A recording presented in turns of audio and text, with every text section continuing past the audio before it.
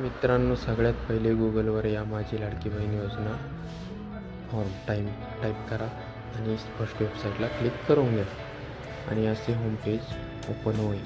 ही KYC प्रक्रिया राबवत असताना लाभार्थ्याकडून पर्याय निवडत असल्यामुळे की KYC करताना चूक झाल्या असत्या किंवा पती किंवा वडील हयात नसलेल्या तसेच घटस्फोटित लाभार्थ्यांनी KYC प्रक्रिया पूर्ण करण्यासाठी किंवा अद्यापही KYC प्रक्रिया पूर्ण केली नसल्यास खाली नोट पण वाचून घ्या की 31/12 KYC करणे आणि येथे क्लिक करा.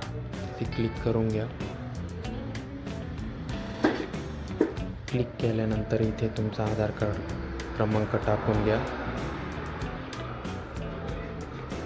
आणि खाली दिलेला कॅप्चा कोड टाकून घ्या आणि मी सहमत आहे येथे क्लिक करून OTP पाठवा.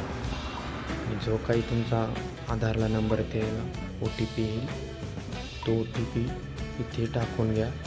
6 अंकी OTP राहील. OTP टाकल्यानंतर सबमिट करा. सबमिट केल्यानंतर असे 2 ऑप्शन येतील, विवाहित अविवाहित. आता विवाहित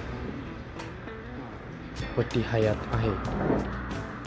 तर ही जी प्रक्रिया आहे फर्स्ट स्टेप सगळ्यांना माहीतच आहे, त्याच्यामुळे आपण डायरेक्ट दुसरी स्टेप घेऊ. पतीचे निधन झाले आहे तर याला जात प्रवर्ग निवडून घ्यायचा आहे आणि इथे दोन्ही पर्यायाला नाही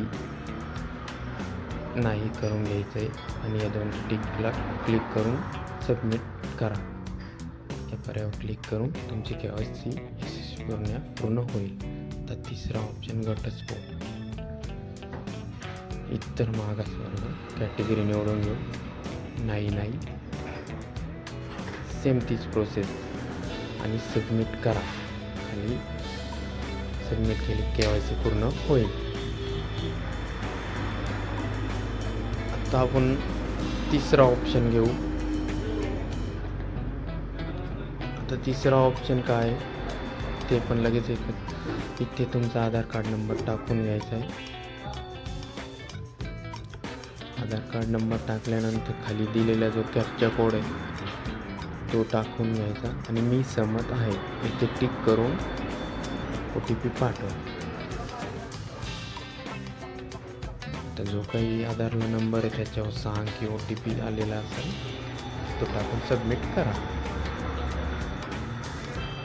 सबमिट केल्यानंतर अविवाहित निवडा. वडील हयात आहे, वडिलांचे निधन झाले आहे. वडिलांचे निधन झालेले आहे ते घेऊ. इतर मागासवर्ग नाही सबमिट करा. असे इथे पण सबमिट केल्यानंतर तुमची KYC पूर्ण होऊन जाते. धन्यवाद मित्रांनो. लाईक अँड सबस्क्राईब करा.